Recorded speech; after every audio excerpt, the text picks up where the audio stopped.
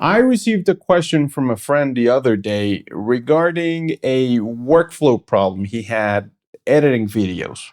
The question was, is there a way to export a video and keep editing in the meantime? The answer is yes. There is actually a very powerful tool that comes with Creative Cloud that I've seen a bunch of people just ignore. And this is the solution for the problem we have. Let me show it to you. This is a Premiere Pro project that is ready to be exported. And in this time, I need two separate versions of the same video. One is going to be the fullest quality, the highest quality possible that will look beautiful.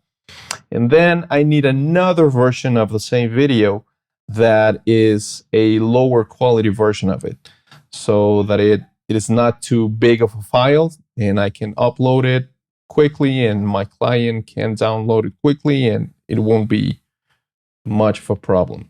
So how do you do this? Instead of exporting the same file twice, we're going to do it in just one time. The first thing that I need to make sure of is that I export the right thing. So I need to select my sequence right here, and then we can go to the export dialog. So let's go there, and then let's click this button right here, which is called Send to Media Encoder. Adobe Media Encoder.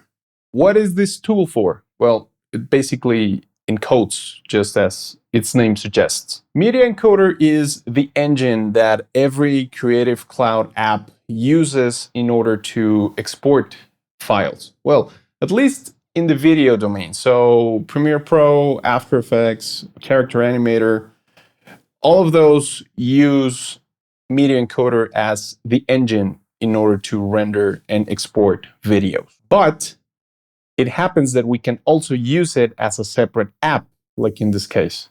So let's click it, and it will open the Media Encoder app, which is something that it's installed by itself every time that you install Premiere Pro or After Effects.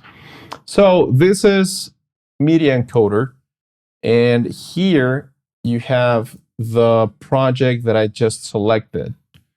And here you have the settings that the project will be exported at and the location where in your computer is going to be exported at.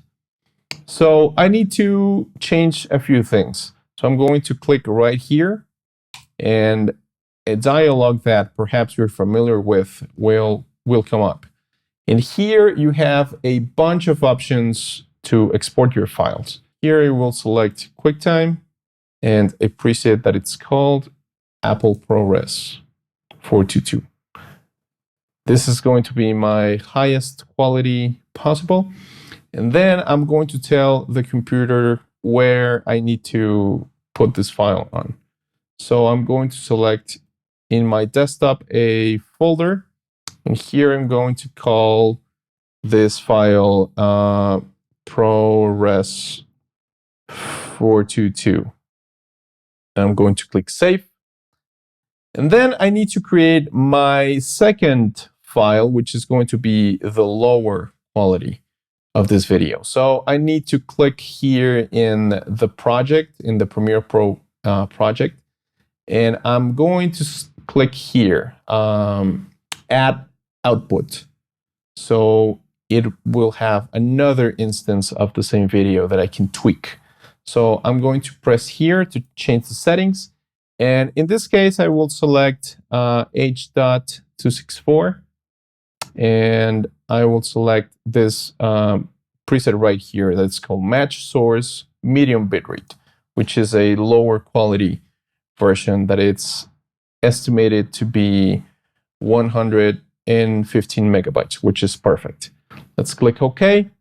And then I'm going to tell the computer where I need the video, which is the same folder that I selected before. But in this case, I will call this file H.264 low quality. I'm going to press save. And then everything that I need to do is to click this green triangle right here, which will start the exporting or the rendering. Now, the cool thing is that this is being done in a separate application or a separate software, which gives me the option of having Premiere Pro free to work so that I can keep editing, or perhaps I can open another project and keep working. But Media Encoder is working and doing the hard work, which is great. So there you go. If you find this video useful, please let me know in the comments down below. I'll see you next time.